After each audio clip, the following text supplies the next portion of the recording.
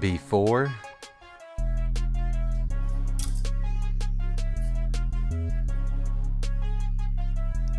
after.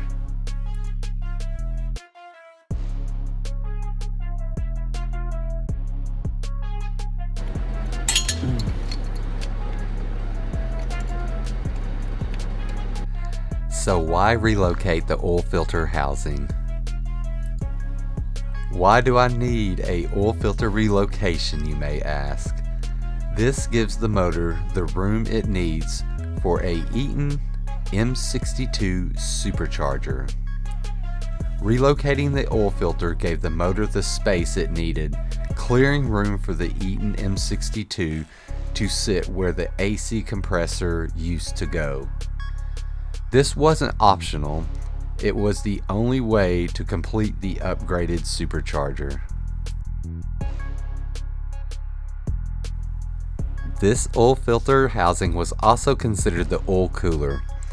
So you have two coolant lines that used to run to it, you'll have to do something with.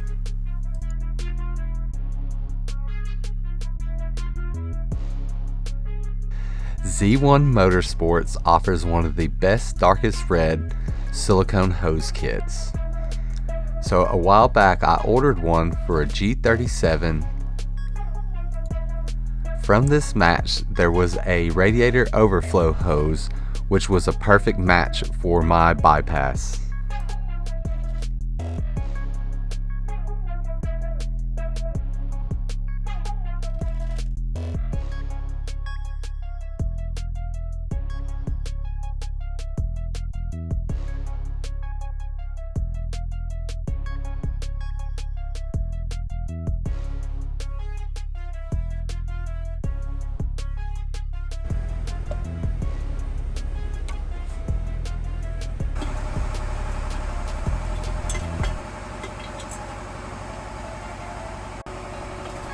Because these two coolant connections are so close together, it causes the hose to kink.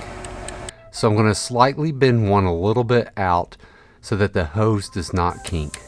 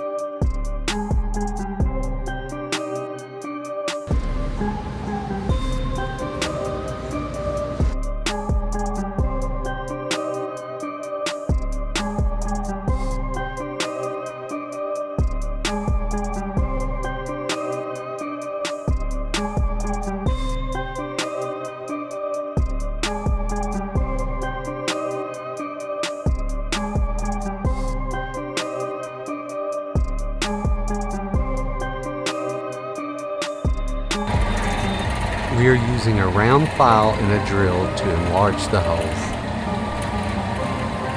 Don't push it up too high, it'll bite down.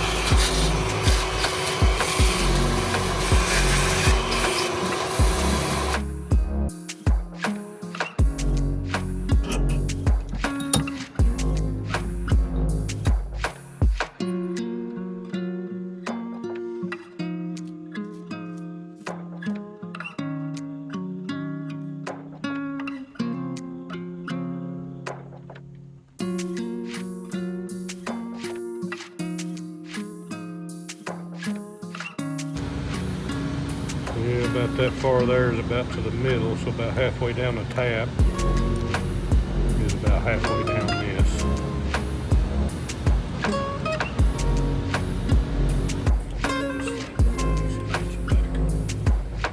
Just go clockwise, right?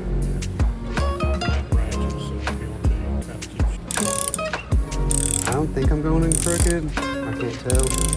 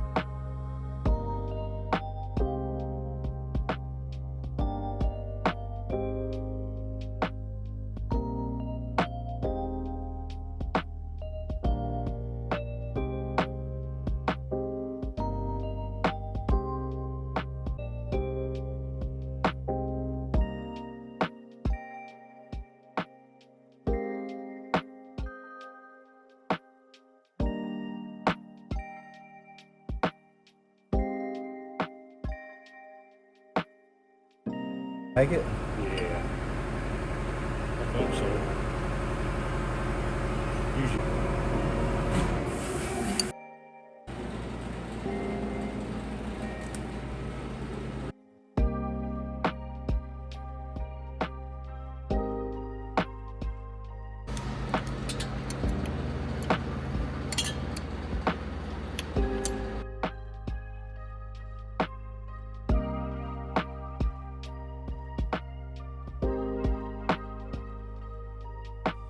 So there's a reason I have 3 oil sending units right here. So I originally tried 2 oil sending units from Rock Auto. One was a smaller low profile and the other one was about the regular size. But unfortunately, this first one hits the mounting bulb, which does not allow it to go in all the way. Fit, I'm thinking. Then, here's another 3-inch, that's $42. I haven't even fit.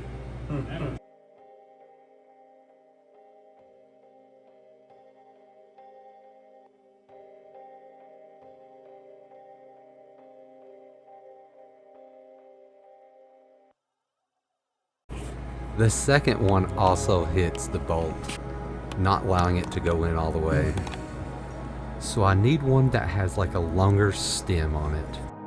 So luckily my friend that's been helping me with the motor build told me that older style small Chevy 350s had oil pressure senders that had this longer stem. So will this one for a small block Chevy 350 actually work with a Mazda MX-6 2.5 V6 KLDE? Well, first, they both have the same thread size. Second, they're both single blade switches and they act as a normally open switch which will close to turn on the light when the oil pressure drops below a certain point. The only slight concern I see is that the Chevy has a lower oil pressure than the Mazda, which means that the switch may come on when the oil is really low, but that is fine for me because that's kind of what I want the light for, is for an emergency oil pressure. So why am I going with 2 oil sending units? This is because I want the features of the oil pressure gauge and the light. The light is right next to me, while the oil pressure gauge is all the way at the other side of the car. I want both of the oil sending units to be in the same location.